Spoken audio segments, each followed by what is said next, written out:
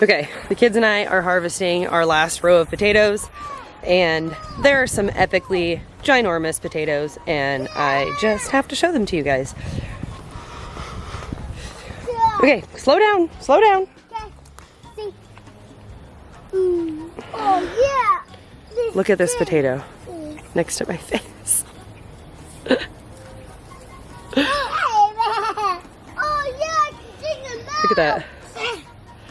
Ginormous potato. So we're harvesting these. I'm actually glad we were. They weren't fully dead, honestly. The potatoes weren't fully dead.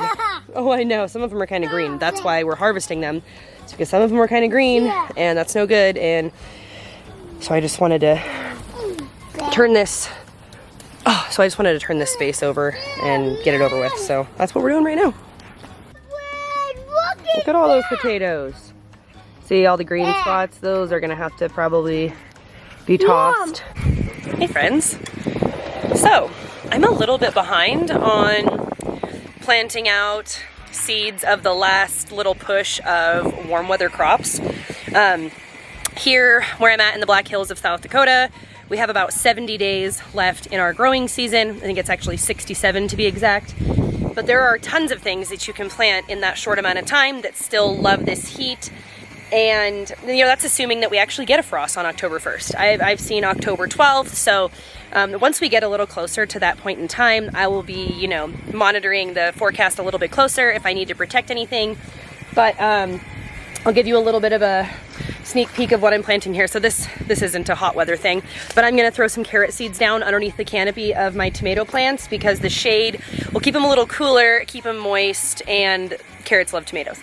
And then I have some other flower things, but mostly the things that I'm excited about are okra. This variety is a 55-day variety, so it won't survive a killing frost, but it'll survive long enough for us to get a little bit of food out of it.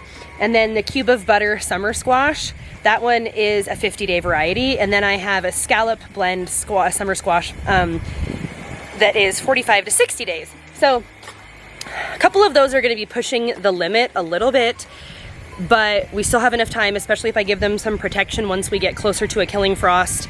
And we're going to be no worse off if we didn't try anything at all. So I'm going to go out there. I removed all my potatoes, so I have these 3 rows that are empty, and I want to fill them back up. So I'm going to get out here, I'm going to broad fork, and we're going to get some stuff planted. So I figured I would pick up the camera and take you guys along with me.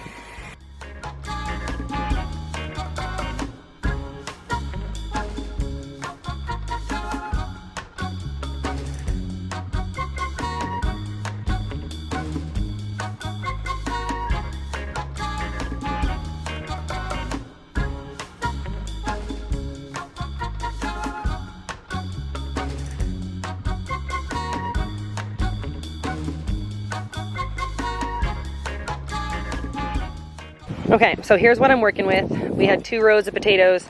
I think I'm gonna leave the rows as they are. I just gotta reform them a bit. I've already broad forked this one. This one was very compact. This one wasn't, which is interesting because they're right next to each other and it's the exact same dirt, but that happens. So we're gonna leave the posts because the strings will probably go back up when I'm done here, form up the rows, and then we'll be putting seeds in. Okay, so I had to go get my phone. I was charging my phone because it was almost dead. So I grabbed my camera because I was gonna film this thing for you guys. And I just need to get my poop in a group, y'all. All of my memory cards are full. Like every single one from our vacation and from just yakking at the camera, talking about garden stuff.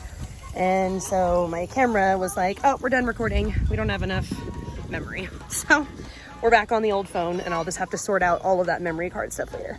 Also, probably never going to broad fork barefoot again. It was like so muddy and I kept slipping and obviously like not safe. Sometimes I make really poor decisions and that was one of them.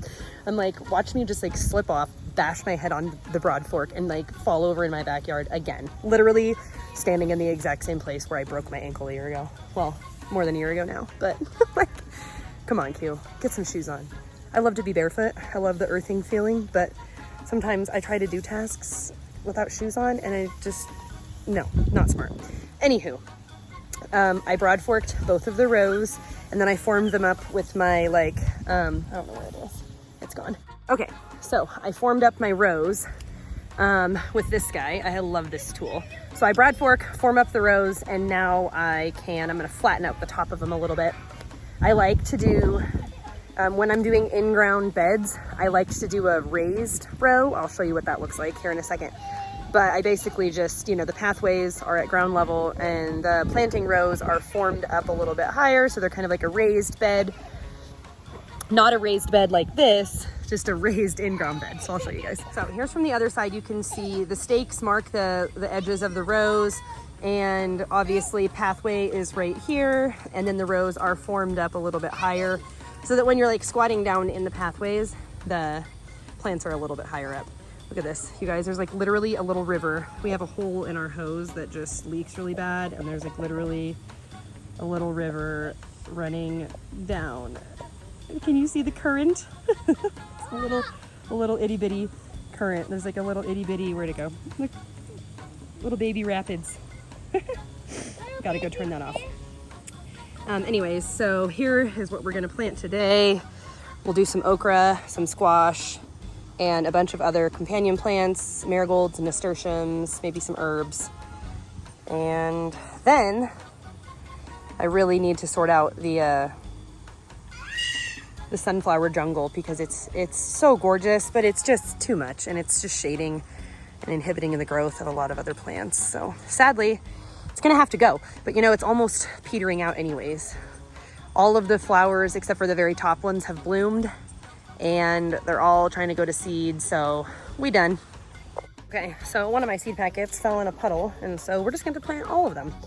These are a yellow summer squash. They're called Cube of Butter, I think is what it was. Yeah, Cube of Butter summer squash. So we're gonna, sorry guys, we're gonna stuff these in there. Probably spread them between these two rows, and then in between those, I will plant the okra. I was gonna do scallop, like the little scallop squash blend, but like I said, this packet got all wet, and so we just gotta go with it. Yeah, and then the okra, I only have 6 okra seeds, so they'll just be like 3 in this row, or in these 3 in each row, and then all these squash plants, and then we're just gonna sow some herbs and stuff underneath that. Oh my gosh, you guys, look at how much I'm sweating. This is disgusting. I need to do this, go turn off the water, and get in the shower because that's what has to happen. It's too hot out here. So here's the garden behind me. I planted in the okra and the squashes. Had the perfect amount, honestly. I always wet down my garden spaces before I plant because it lowers the likelihood that seeds would get washed away when they get watered. Okay, it's a few days later and things are starting to germinate. Look, you can see I took down all of the sunflowers, save 2. This one I actually planted. This one was just the only one that wasn't covered in powdery mildew bindweed. Still has a little bit of it actually on there, but yeah, I noticed that and was like, that all needs to go. This ground cherry has been trying to recover too because it didn't have to hold itself up. It was just vining across other things and being supported. So it just fell right over. As you can see, we've got little squash babies that have germinated. As Jessica Sowards would say, happy birthday, little plant. It doesn't look like anything's germinated over there. Just this row. Oh, and then the okras too, look at that. And then there, you can tell they were probably a little bit wet. They have a little bit of yellowing. Maybe I watered a little too deeply. This one's a little bit yellow also around the edges. Like a green bean. Hello, green bean. I'm gonna go over there and see if I can see anything. So I am seeing something like right, yeah, there, that little dot of green above my fingertip. And then something right there. So we do have life. Yay! I feel so much better having this place cleaned up though. It'll actually be able to get a good amount of full sun. So hopefully we have food coming out of here in the next month. this bed's really coming along too. So I should tell a story because, I mean, it's not just my story to tell, it's a bunch of gardeners' stories to tell this year. So apparently, look at these tomato plants. They are doing so good, even just flopping over the side of the raised bed as I let them do. Anyways, so they're calling it PepperGate 2023. And essentially what has happened is that a bunch of people planted all these different varieties of peppers that they wanted, and most of the bell pepper seeds, and then some other varieties as well, got mixed up.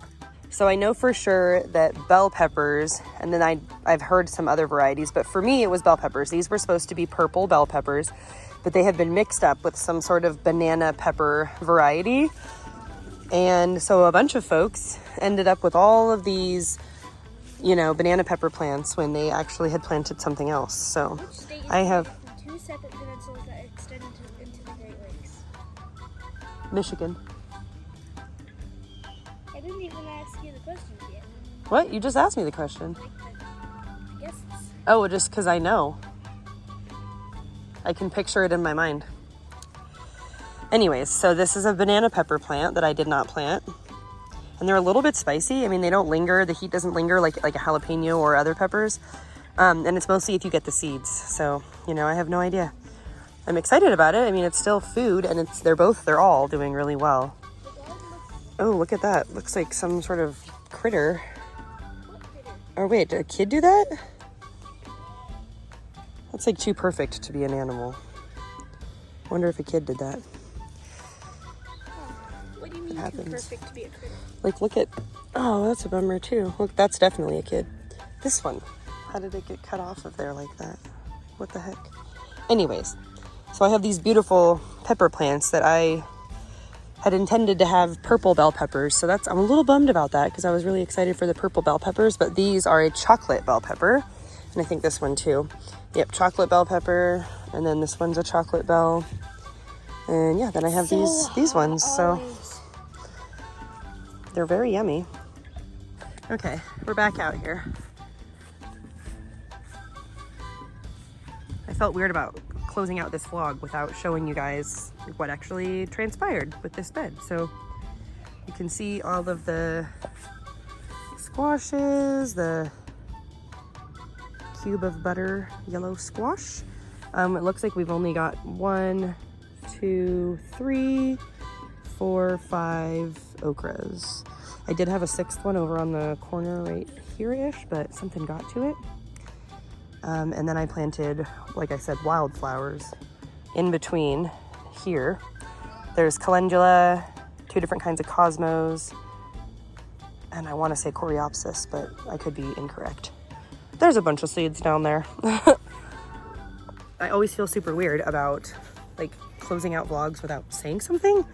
It always feels weird to just like end them abruptly, and I definitely do that, but it seems weird. So anyways, I just wanted to say thank you guys for watching. If you have any questions, be sure to drop them down in the comments, and I hope you're having a lovely day. We'll see you out there.